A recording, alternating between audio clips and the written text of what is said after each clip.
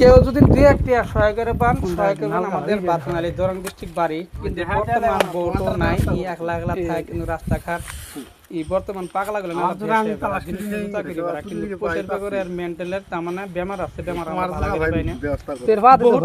আমরা ধরা 2-3 লাখ টাকা দরকার কিন্তু এরকম সাধ্য নাই ওপরে বাড়ির তো না 2-1 লাখ টাকা ব্যয় করবে কারণে